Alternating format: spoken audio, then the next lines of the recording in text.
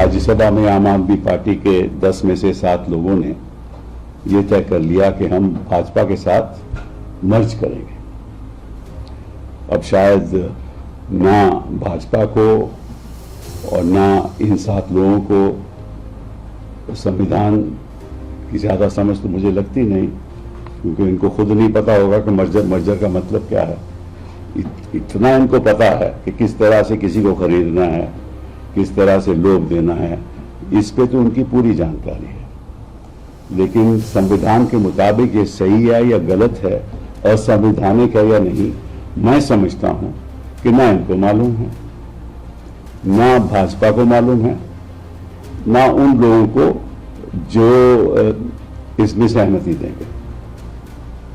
अब मैं आपको मर्जर की बात बता दूं। पहले तो आपको मालूम है कि हिंदुस्तान में 1985 में 10th शेड्यूल लागू हुआ। इसलिए लागू हुआ कि एक दल से लोग दूसरी दल में जा रहे थे और फिर वहां पद ले रहे थे। तो फिर लोगों ने सोचा, पार्लियामेंटेरियन ने सोचा कि कॉन्स्टिट्यूशनल अमेंडमेंट करके इसको रद्द करना चाहिए। मतलब कि जो ऐसा काम करे, वो आया राम गया राम कहते थे उस समय, जो ऐसा काम करे उसकी जो नागरिकता, उसकी जो मेंबरशिप है वो रद्द होनी चाहिए। तो फिर उसमें 2 प्रावधान रखे गए। एक तो अगर पार्टी स्प्लिट करती है, मतलब कि अगर मेरे 99 लोग हैं कोई भी पार्टी के, और उसमें 1/3 ये तय कर लें कि हम अलग होने जा रहे हैं, हाँ, तो वो अलग हो सकते हैं, लेकिन 1/3 होने चाहिए। तो होता क्या था कि पहले 10 लोग करते थे स्प्लिट, और उनके खिलाफ अगर पिटीशन डाली जाती थी ये गलत है, तो स्पीकर फैसला नहीं करता था, क्योंकि स्पीकर तो उन्हीं का होता था जो सत्ता में है। फिर 10 लोग और स्प्लिट करते थे, फिर 20 हो जाते थे, फिर भी 33 नहीं होते, फिर भी स्पीकर फैसला नहीं करता था, फिर 13 और हो जाते थे, फिर स्पीकर कहता था ठीक है। तो ये मामला चलता रहा, और फिर मेंबर ऑफ पार्लियामेंट सरकारों ने सोचा था ये बिल्कुल गलत हो रहा है, मतलब कि उस समय इसको डिस्क्वालीफाई होना चाहिए, और फिर सुप्रीम कोर्ट की जजमेंट आ गई। तो जो 1/3 का जो प्रावधान था स्प्लिट का, वो रद्द कर दिया, उसको निकाल दिया 10th शेड्यूल से। अब एक और रह गया मर्जर का। अब मर्जर का क्या मतलब है आपको मालूम है?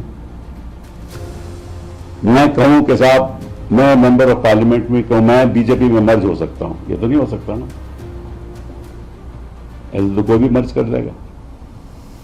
तो संविधान में लिखा है, 10th शेड्यूल में लिखा है कि सबसे पहले पॉलिटिकल जो राजनीतिक दल है उसको फैसला लेना होगा कि हम इस पार्टी के साथ मर्ज कर रहे हैं, ठीक है।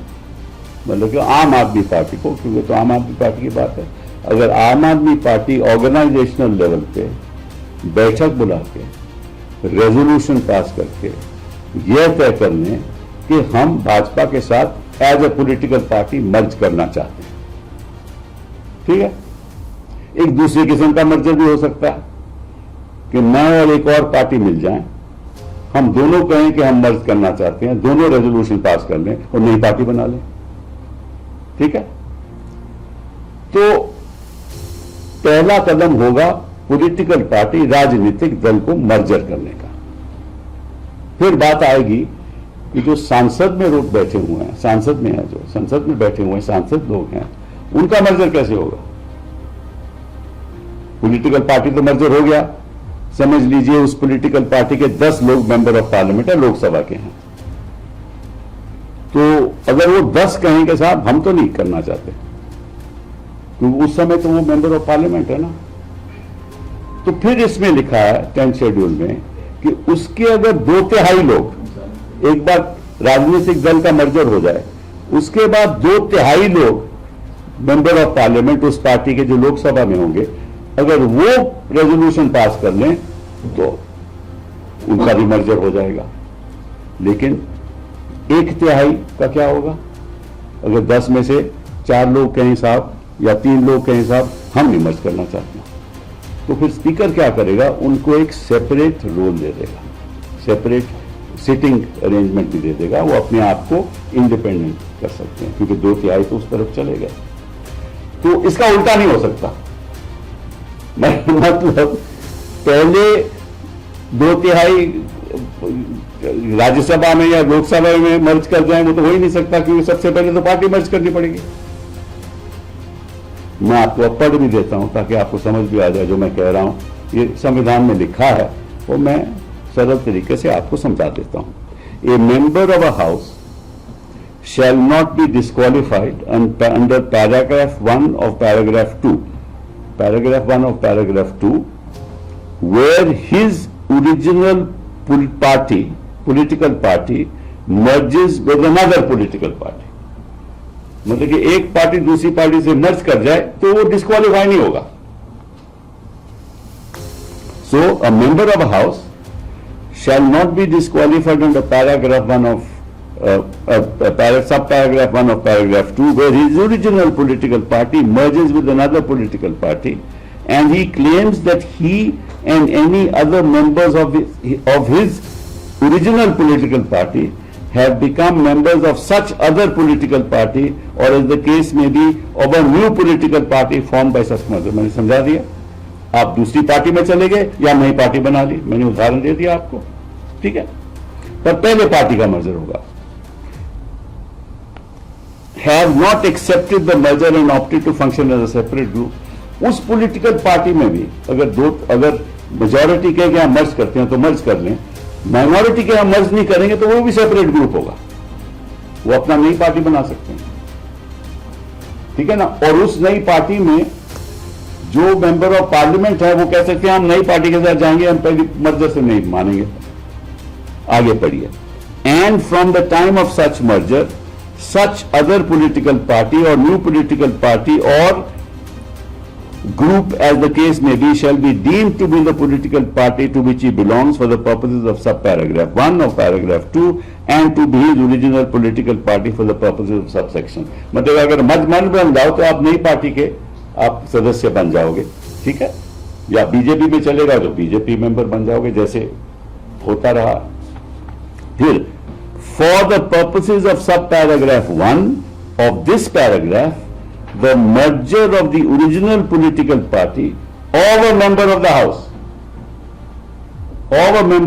house shall be deemed to have taken place if and only if not less than 2/3 of the members of the legislative party concerned have agreed to such merger. तो फिर आएगी बात, एक बार पार्टी मर्ज कर गई, फिर आएगी बात कि भाई मैं तो मेंबर ऑफ पार्लियामेंट हूं, मैं तो आम आदमी का मेंबर था, पार्टी तो मर्ज कर गई बीजेपी में, तो मेरा क्या होगा। तो अगर 2/3 असेंबली मेंबर ऑफ पार्लियामेंट कहें कि ठीक है हम बीजेपी के साथ जाएंगे तो हो जाएंगे, लेकिन 1/3 कहेंगे हम नहीं जाएंगे, तो सेपरेट ग्रुप हो जाएगा। तो पार्टी का भी सेपरेट ग्रुप हो सकता है, मेंबर का भी सेपरेट ग्रुप हो सकता है। अब यहां क्या हुआ कि राज्यसभा में 7 मेंबर आपके 2/3 मर्ज कर जाते हैं बीजेपी, तो सबसे पहले मर्ज कर ही नहीं सकते, ये 10 शेड्यूल के खिलाफ। अब इस सरकार के पास बड़े बड़े अच्छे अच्छे वकील हैं जो बहस भी करते हैं सुप्रीम कोर्ट में, उनसे भी पूछा होगा इन्होंने। अब इसमें कानून का कोई लेन देन नहीं है, इसमें राजनीति का लेन देन। भाजपा की सारी राजनीति आज उस मकाम पे है जहां हर असंवैधानिक काम हिंदुस्तान के इतिहास में जो कभी नहीं हुआ 2014 के बाद हुआ। चुनी हुई सरकारें गिरा दो, ऐसी इसी तरीके से। महाराष्ट्र में क्या हुआ, यही हुआ। पार्टी कौन सी मर्ज की, शिवसेना की नहीं मर्ज की ना, फिर भी शिंदे साहब मंत्री बन गए, मान्यता दे दी उनको। क्यों मान्यता दी? प्रॉब्लम हमारे देश में क्या है बताओ? राजनीतिक दल असंवैधानिक काम करते हैं, चेयरमैन जो स्पीकर होते हैं असेंबली के असंवैधानिक काम करते हैं, क्योंकि वो तो राजनीतिक दल के नुमाइंदे होते हैं, जो राजनीतिक दल कहेगा वही करेंगे, वो असंवैधानिक काम करते हैं। कोर्ट फैसले नहीं करते, सालों साल फैसले नहीं होते, और फिर हमें आरोप लगता है कि हम बयान क्यों दे रहे हैं। हम सही बात करें तो आप लोग उसको चलाते नहीं हो, और जो गलत बात करते हैं आप 24 घंटे चलाते हो। यह मीडिया की राजनीति है। तो मीडिया में राजनीति और असंवैधानिक काम करके अपना सत्ता को मजबूत करना, लोगों को तोड़ देना, मजबूर करना, ईडी। अब इनके पीछे आपको मालूम है, मैं ज्यादा कुछ कहना नहीं चाहता, आपको मालूम है किन लोगों के पास ईडी पहुंच गई थी। सुना है थप्पड़ भी मारे थे, सुना है, मुझे पक्का नहीं मालूम। ठीक है। अब जब बिजनेसमैन मेंबर बन जाएगा तो उसको तो अपना धंधा चलाना है ना भैया। धंधा चलाएगा तो ईडी पहुंचेगी, ईडी पहुंचेगी तो दल बदलेगा। ये क्योंकि इक्वेशन है ना, ये इक्वेशन है, ये पॉलिटिकल इक्वेशन है। धंधा करके पार्लियामेंट में आओ, पार्लियामेंट के बाद धंधे करो, धंधा बढ़ाओ, धंधा बढ़ाओगे तो ईडी पहुंचेगी या सीबीआई पहुंच जाएगी, उसके बाद आप दल बदल दो और धंधा करो। यही हुआ ना राजनीतिक षड्यंत्र। और मैं तो कहता हूं कि भाजपा को, इनके लोगों को, मतलब कि एक इनका म्यूजियम बनना चाहिए। हिंदुस्तान के इतिहास का 2014 का जैसे प्राइम मिनिस्टर का बना म्यूजियम, इनका म्यूजियम चलना चाहिए कि कितनी धांधलेबाजी इन्होंने की है अपने कार्यकाल में। मुझे हिंदुस्तान के इतिहास में ऐसा नहीं हुआ। और फिर ये जाके भाषण देते हैं, कभी फिर में रेजोल्यूशन बिल की बात करेंगे, वो भी असंवैधानिक। वहां जाके दीदी हो दीदी ऐसी बातें करेंगे, वोट चोरी होगी, सीईसी को अपने पॉकेट में रख के जो उससे करवाना करवाएंगे। 27 लाख वोट, लोग जो नागरिक हैं वो वोट नहीं दे सकते, उसका कुछ नहीं होने वाला। डिस्क्वालिफिकेशन पिटीशन तय नहीं होंगे। मैं आपको शर्त से बोल देता हूं कि चेयरमैन साहब इसको एक्सेप्ट करेंगे। हम पहले तो हम तो खैर, मैं तो इंडिपेंडेंट मेंबर ऑफ पार्लियामेंट हूं, अपने आपके लोग इस पे डिस्क्वालिफिकेशन पिटीशन फाइल करेंगे। वो डिस्क्वालिफिकेशन पिटीशन की सुनवाई नहीं होगी, वो कहेंगे जी हमें जवाब देना है, उस पर महीने लग जाएंगे।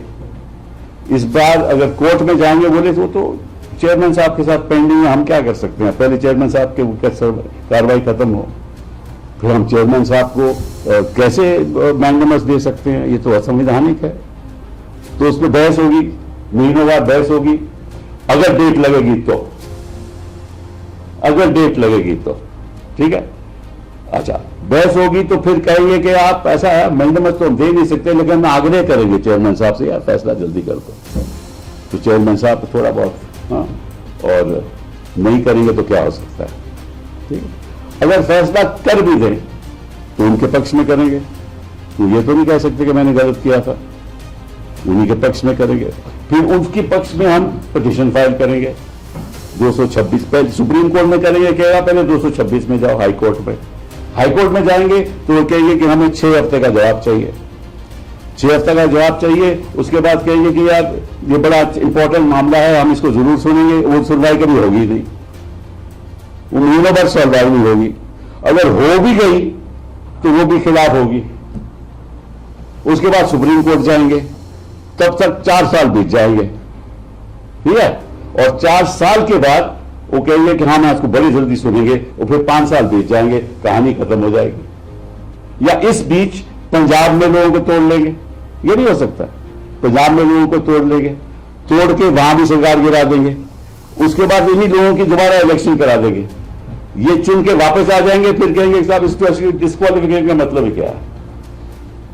ठीक है ना। मैंने आपको जो होने वाला है, मैं कोई ज्योतिषी तो हूं नहीं, लेकिन भविष्यवाणी आपको दे रहा हूं, ये ही होगा। इसका कुछ नहीं होने वाला, क्योंकि इतनी गिरावट आ चुकी है हमारी राजनीति में कि इसका सुधार नहीं है। सुधार तो यही हो सकता है कि आप लोग सही काम करो। जो स्टोरी चलानी चाहिए वो चलाओ। देखिए, हम सबका कर्तव्य है कि देश को बचाना, देश को बचाना। आप लोगों के भी बच्चे हैं, भविष्य है। ऐसा चलता रहा तो हिंदुस्तान का भविष्य खराब होगा तो आप लोगों का भी होगा। अगर ऐसे ही चलता रहेगा तो क्या होगा इस देश का? तो मैं तो आग्रह करूंगा, मुझे किसी ने बोला था कि भाई, मैं कोर्ट में किसी को सुन रहा था कल, जज साहब कह रहे थे कि भाई आप अपनी कॉन्शियंस के आधार पे काम कीजिए। एक पुलिसमैन को बोल रहे थे। तो इस देश में है किसी की कॉन्शियंस? चंद लोगों की होगी, मुझे तो ज्यादा दिखती नहीं है। तो आज मैं बड़े दुख के साथ आपके सामने आया हूं और यही पूछने आप लोगों से क्या होगा हमारे लोकतंत्र का। बहुत बहुत धन्यवाद। So, could you brief us in English as well? Sure. There are sources are indicating that the chairman has accepted the letter of resignation. As I told you, मैंने भविष्यवाणी पहले ही कर दिया। I told you that's bound to happen, and I can brief you.